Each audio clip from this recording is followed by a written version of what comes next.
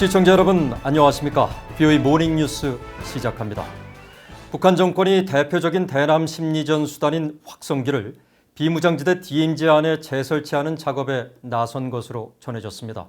또 한국 정부를 비난하는 전단 1,200만 장을 조만간 한국을 향해 살포하겠다고 거듭 예고했는데 한국 정부는 여러 도발 가능성에 대한 대비 태세를 강화하고 있다고 밝혔습니다. 조상진 기자입니다. 북한이 대표적인 대남 심리전 수단인 확성기 방송시설을 21일 오후부터 비무장지대 DMZ 일대에 재설치하고 있는 정황이 포착됐다고 한국 군소식통이 22일 밝혔습니다. 북한군의 확성기 재설치 작업은 DMZ 북한 측 지역 일대 여러 곳에서 동시에 이뤄진 것으로 확인된 것으로 전해졌습니다. 한국과 북한은 지난 2018년 군사분계선 일대에서 확성기 방송과 전단살포 등 모든 적대 행위를 중지하고 비무장지대를 평화지대로 만들기로 한 4.27 판문점 선언 합의에 따라 그해 5월 초 각각 최전방 지역에 있는 40여 개 확성기 시설을 모두 철거한 바 있습니다.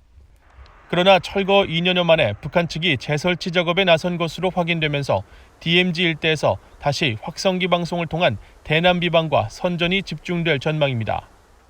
북한은 또 예고해왔던 대남 전단 살포를 준비하고 있습니다.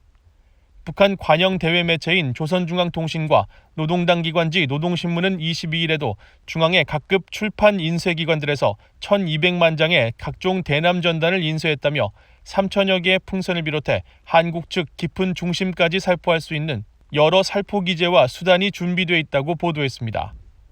앞서 북한 노동당 통일전선부는 20일 대남 전단 살포 계획을 수정할 의사가 없다며 문재인 한국 대통령의 사진과 비난 문구가 담긴 대남 전단을 공개한 바 있습니다. 한국 정부는 한국에서 보내는 대북 전단 살포를 막고 있다며 북한 측도 대남 전단 살포 계획을 즉각 철회하라고 촉구했습니다. 우리 정부는 대북 전단과 물품 살포를 원천 봉쇄하고 있고 또 북한도 남북관계 발전에 아무런 도움이 되지 않는 대남 전단 살포 계획을 즉각 중단할 것을 촉구합니다.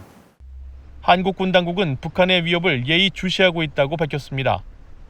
한국 국방부는 22일 정례 브리핑에서 북한군 동향을 24시간 정밀 감시하고 있다면서 다양한 도발 가능성에 대비해 확고한 대비 태세를 유지하고 있다고 밝혔고 한국 합참도 북한의 심리전 움직임을 주시하고 있으며 모든 상황에 대비하고 있다고 말했습니다.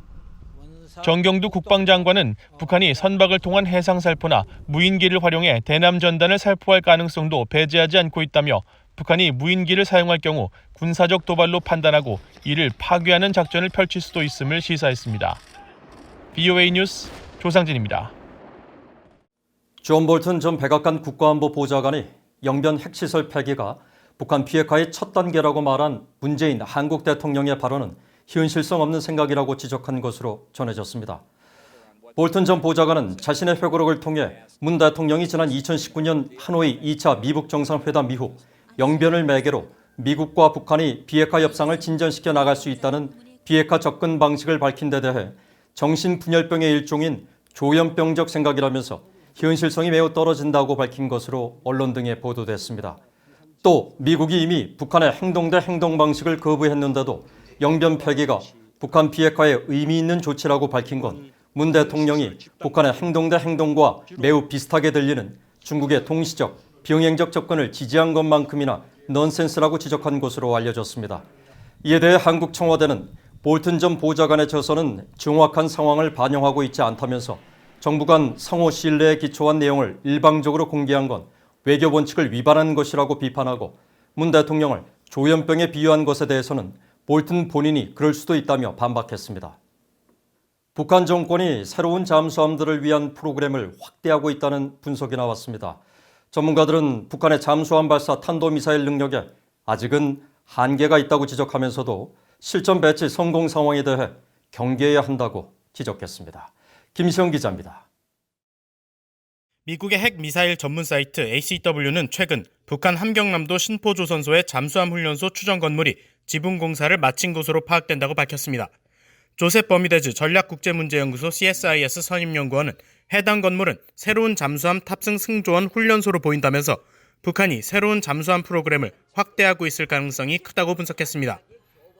2016년 8월 북한은 최대 사거리 약 1300km인 SLBM 북극성 1호를 2000톤급 신포호에서 실험하고 2019년 10월 최대 사거리가 약 2000km로 알려진 북극성 3호를 수중 발사대에서 발사했습니다.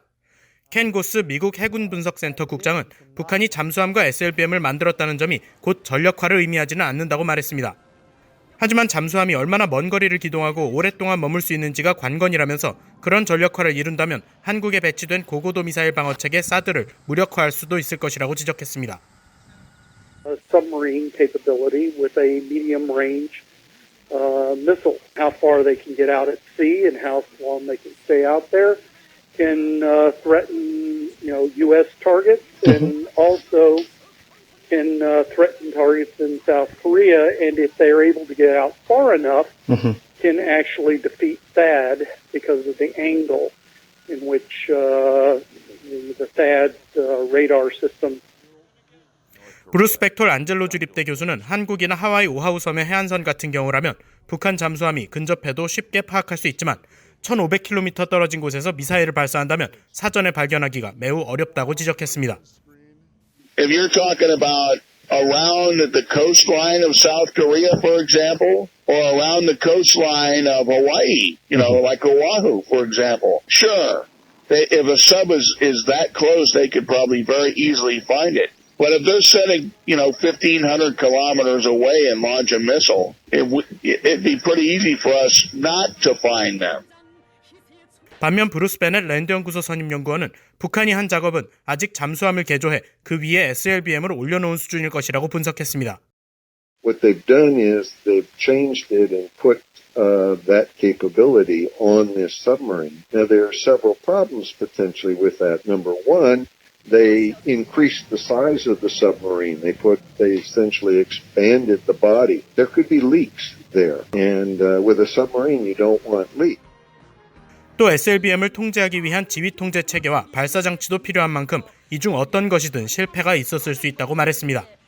전문가들은 아직 북한의 SLBM 역량은 한계가 있다면서도 머지않아 미국과 한국의 목표물을 위협할 수 있게 될 것이라면서 미 한일 정보 감시 정찰 역량을 최대한 동원해 이들의 동태를 주시해야 한다고 강조했습니다.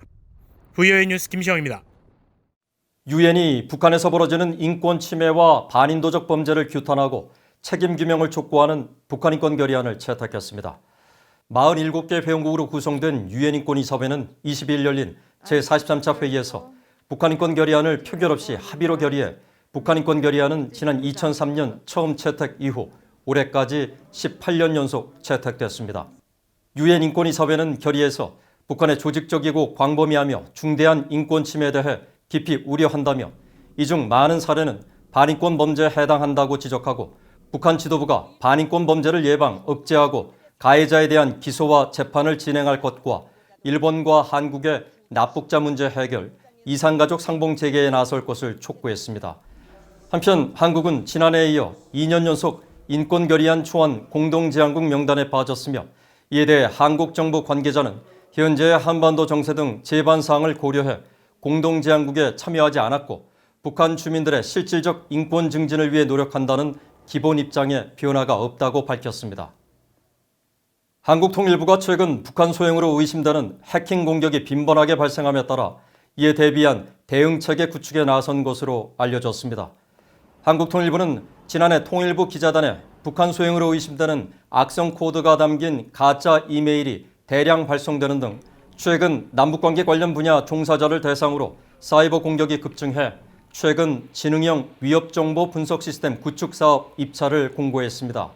이 사업은 통일부를 표적으로 하는 해킹 공격을 탐지 분석하고 보안 체계를 강화하는 등 사이버 공격 대응 시스템을 전면적으로 개편하기 위한 것으로 총 6개월간 3억 2천만 원, 미화로 26만 달러를 투입해 대응 속도와 효과를 높일 계획인 것으로 알려졌습니다. 이와 관련해 통일부 당국자는 외부 전문기관과 방어 체계를 연동해 북한 등 사이버 공격에 효과적으로 대응할 수 있도록 대응 체계를 아예 새로 구축하려는 것이라고 설명했다고 연합뉴스 등 한국 언론은 전했습니다.